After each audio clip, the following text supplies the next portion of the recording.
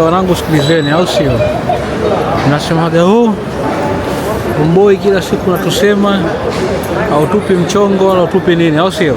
Ala, ngoja niwapeni mchongo leo. Mchongo bwana uko hivi. Mchongo bwana wanangu, kwa wale wasafiri, au sio?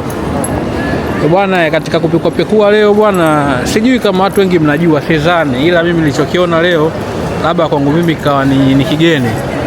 Bwana, kumbe Australia ukiwa na pasipoti ya Tanzania unaweza ukaomba e-visa. Nikisema e-visa mimi ni electronic visa. Ni visa ambayo uendi embassy, uendi nini yani. Yaani ni visa ambayo uonani na watu, hakuna interview, hakuna kitu chochote yani. Ushanielewa bwana? Sasa kwa wale wanangu ambao wanapenda kusafiri wale. Bwana hii visa ni visa moja rahisi sana mwanangu. Ni visa ambayo yani sio niwaambie ni vipi yani. Sijui niwaambie ni vipi, ni visa moja rahisi sana wanangu. Yaani wewe cha kufanya unajua unafanyaje ujue? Ni visa ambayo wewe una apply online, ukutani na mtu. Issue ni kwamba uwe tu na zile document ambazo wanakuomba. Alafu visa ambayo inakuwa kunyimwa inakuwa ni ngumu sana. Ushaona bwana? Wewe unasoma requirement, baada ya kusoma requirement unaangalia ni dokumenti gani ambazo wanazihitaji. Kama unazo unazitia kwenye mfumo wa PDF. Una create account kwenye website yao ya government. Una submit, una process, unalipa visa fee yako. Afu baada hapo unasubiria majibu. Haina siku kwenda kuchukua fingerprint kwenda nini, au sio? Kwa wale wanangu ambao wanaamini yani na wanaamini michongo na wanajua kwamba ipo siku watatoboa, bwana, kwenye hii video comment ya kwanza kabisa natia link yani. Kwa kama mtu uko tayari, haijalishi kwamba ni tourism au nini, jaribu bahati yako mwanangu kama unataka kutoka. Lakini kama unataka kutoka, michongo kutoka ndio hiyo ya kujaribu. Wengine tumetoka kwa sababu hiyo, ni mwendo wa kujaribu tu. Yani visa unashinda Australia wanangu. Acheni masiala. Sasa sikiliza, leo ninatoa michongo. Leo simsemi mtu.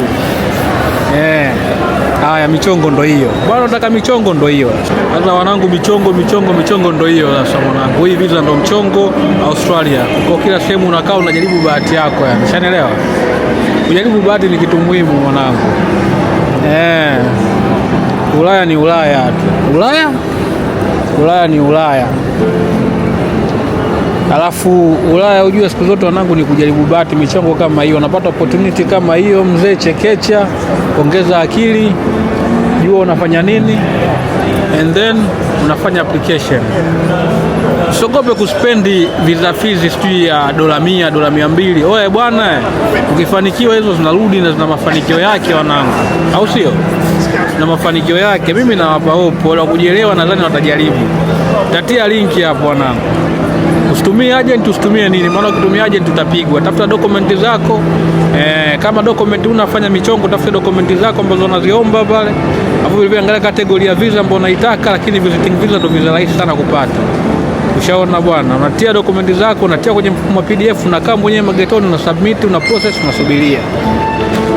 Ukienda kwa agent atakupigia, lakini kama unaona uelewi kitu, ni beta vile kwenda kwa agent wanangu, au sio?